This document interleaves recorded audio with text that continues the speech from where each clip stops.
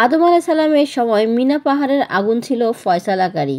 ফয়সালার জন্য যদি সেখানে কোনো বস্তু রাখা হতো তবে আসমান থেকে আগুন এসে তা জ্বালিয়ে দিত। জ্বালিয়ে দেওয়াটাই আল্লাহর দরবারে কবুল হবার জন্য নিদর্শন ছিল। হযরত নূহ আলাইহিস সালামের সময় ফয়সালাকারী ছিল তার কিস্তি। এই কিস্তি দ্বারা সত্য মিথ্যা যাচাই করা হতো। সত্য মিথ্যা যাচাইয়ের জন্য কেউ কিস্তির উপর হাত রেখে দিলে যদি তা স্থির থাকতো তবে এটা তার সত্যবাদী হওয়ার প্রমাণ করে বিবেচিত হতো, আর যদি নড়ে উঠত তবে মিথ্যাবাদী বলে প্রমাণিত হতো।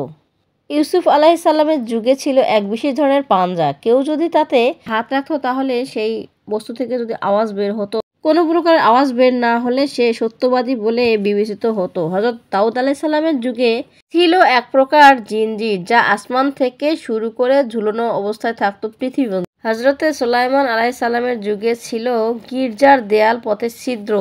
যাই হোক, হাবিল ও কাবিল পাহাড়ের উপরে কোরবানি করে পিতা আদম আলাইহিস সালামের নিকট এসে তিনি কাবিলকে লক্ষ্য করে বললেন, হে কাবিল, এখন তোমার জোড়া বোন আকলিমা হাবিলের জন্য হালাল এবং তোমার জন্য হারাম হয়ে গেছে। পিতার একথা শুনে কাবিল হাবিলকে হত্যা করার জন্য ষড়যন্ত্র করা শুরু করে এবং ষড়যন্ত্র করতে করতে সুযোগের অপেক্ষায় থাকে সে কখন তাকে হত্যা করতে পারবে।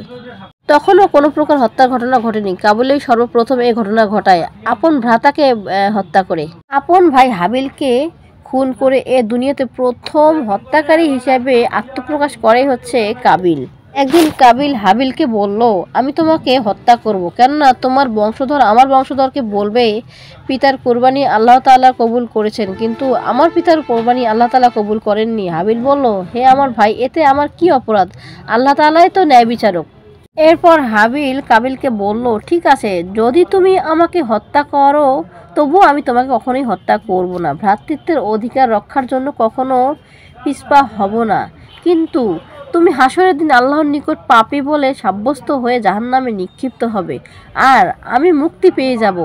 হাবিলের এই কথা হাবিলের জীবনের শত্রু হয়ে ওঠে। ঘটনাক্রমে হযরত আদম আলাইহিস সালাম একদিন হজ করতে হজে চলে যান। দিনটি ছিল মঙ্গলবার। কাবিল হাবিলের বকরি রাখার ঘরে ঢুকে দেখতে পেল সে ঘুমিয়ে আছে। তাকে ঘুমন্ত দেখে কাবিল ভাবছিল কিভাবে হত্যা করবে। কাবিলের চিন্তামগ্ন অবস্থায় অভিশপ্ত ইবলিশ মানুষের আকৃতি ধারণ করে একটি সাপ হাতে করে নিয়ে কাবিলের সামনে চলে আসে এবং ভূমি থেকে এক খণ্ড পাথর উঠিয়ে সাপের মাথায় মারতে শুরু করে এবং সাপটা মরে যায়। এই ঘটনা ঘটিয়ে অভিশপ্ত ইবলিশ গায়েব হয়ে যায়। কাবিল ইবলিশের শিক্ষানুযায়ী একটি পাথর কুড়িয়ে নিয়ে কাবিলের মাথায় মারতেই সে মৃত্যুর কোলে ঢলে পড়ে। তখন থেকেই ইবলিশের ইচ্ছেতেই মানুষের অপরাধের প্ররোচনা শুরু হয়ে যায় এবং আরম্ভ হয়ে যায়। হাবিলের মৃতদেহ কাবিল কি করবে এ নিয়ে বিচলিত হয়ে পড়ে। অবশেষে অভিশপ্ত কাবিল ভাইয়ের মৃতদেহ কাঁধে করে এখানে সেখানে ঘুরে বেড়ায়। মানব ইতিহাসের প্রথম অন্যায়ভাবে নিহত হাবিলের রক্ত যে ভূমিতে পতিত হয়েছে সে ভূমি লোনা হয়ে গেছে। হাবিলকে মৃত্যু পরবর্তী অপদস্থতা থেকে বাঁচানোর জন্য আল্লাহ তাআলা দুটি কাক নিয়োগ করেন।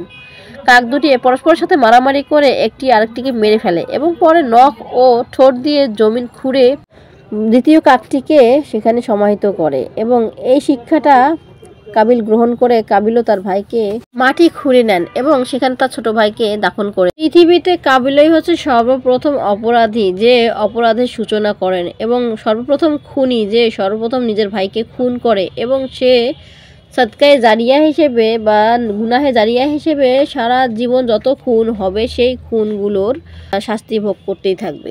আমার ভিডিওটি যদি আপনাদের বিন্দুমাত্র ভালো লেগে থাকে অবশ্যই একটা লাইক দিয়ে এবং শেয়ার দিয়ে আমার পাশে থাকবেন এবং আপনাদের মূল্যবান মতামত আমার কমেন্ট বক্সে জানিয়ে দিবেন। আসসালামু আলাইকুম ওয়া রাহমাতুল্লাহি ওয়া বারাকাতুহু। আল্লাহ হাফেজ।